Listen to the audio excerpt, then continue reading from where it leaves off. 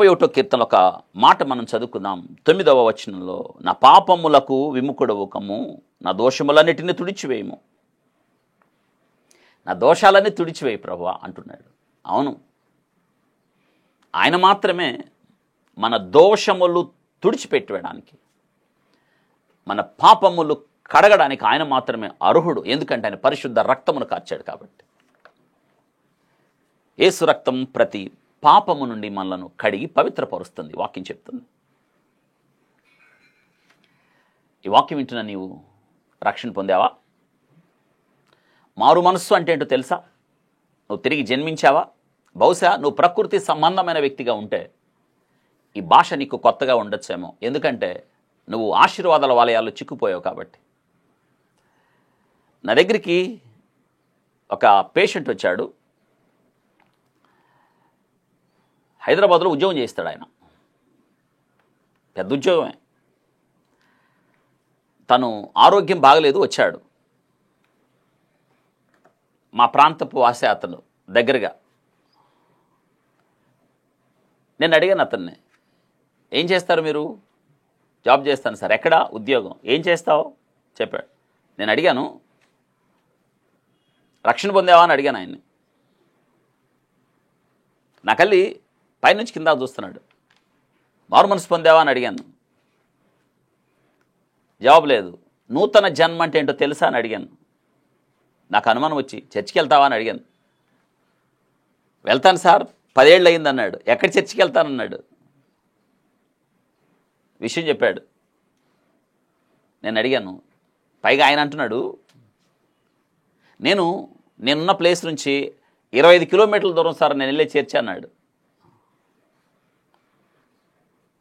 గొప్ప చెప్పుకున్నాడు, 25 కిలోమీటర్లు పోతానని. తను వెళుతున్న దూరం గురించి గొప్పగా చెప్పాడు. తను వెళుతున్న సంఘాన్ని గురించి గొప్పగా చెప్పాడు. తను ఏ చర్చికైతే వెళ్తాడో ఆ బోధకుడు గురించి తన్మయం చెంది చెప్తున్నాడు.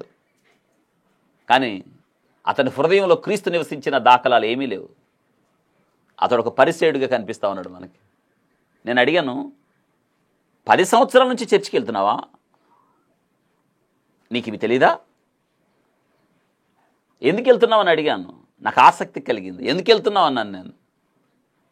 ఆయన చెప్పిన మాట విని నాకు ఆయన చూసినప్పుడు దుఃఖం కలిగింది.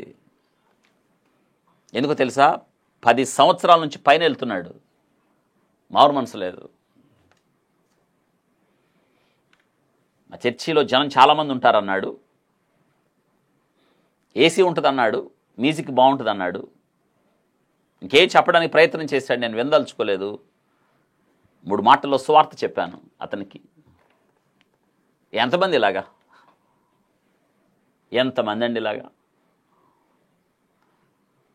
మారు మనసు అనుభవం లేనివారు, రక్షణ అనుభవం లేనివారు, నూతన జన్మ అనుభవం లేనివారు ఎంతోమంది. నికోదేముతో ప్రభు అంటున్నాడు, నికోదేము,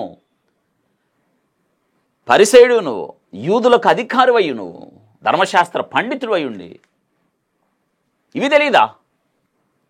ఏం తెలియదంట ఆయనకి. నువ్వు తిరిగి జన్మించాలంటే నికోదేమంటున్నాడు, నేను ముసలోని కదా, నా తల్లి గర్భంలోకి వెళ్ళి తిరిగి నేను ఎలా జన్మిస్తానని ప్రభువుని అడుగుతున్నాడు. నీకు ఇవి తెలీదా? యూదుల అధికారివి కదా, ధర్మశాస్త్ర బోధకుడు కదా, ఇవి తెలీదా? దేవుడు ఆశీర్వదించాడు.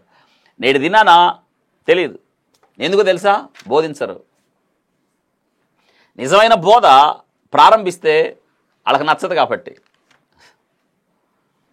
వచ్చేవాళ్ళు ఎక్కడ రారో, వీళ్ళని ఎందుకు పోగొట్టుకోవాలని వాళ్ళని సంతోషపెట్టే మాటలు, వారిని కట్టేసే మాటలు, భూలోక సంపదలు చూపించే, నేత్రాశను మరల్చే, శరీరాశను చూపించే, జీవపు డంబంలో బ్రతకమని చెప్తున్న బోధకులు ఎందరో అయితే ప్రభు శిక్షకులోనయ్యేవారు. వారందరూ కూడా బోధకులమైన మనం మరి కఠినమైన తీర్పు పొందకుండాన్నట్లుగా అనేకులు బోధకులు కాకుండా యాకోబు భక్తుడు చెప్తున్నాడు.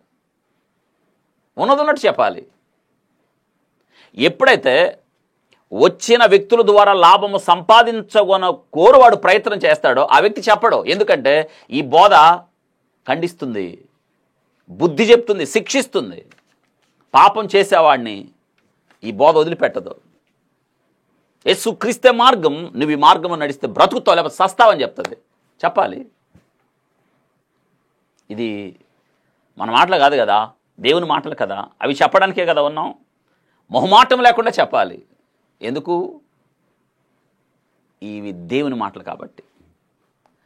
చెప్తున్నారా? మొహమాటం లేకుండా చెప్పాలి. ఇది చాలా చాలా ముఖ్యం. ఇక్కడ ముఖస్థుతులకు తావులేదు. ఇక్కడ వీళ్ళు ఏమన్నా అనుకుంటారా, నేను ఎందుకు చెప్పాలి, పోన్లే అంటానికి లేదు. ఇక్కడ అలా నాతాను అనుకుంటే ఈ కీర్తన ఉండేది కాదు.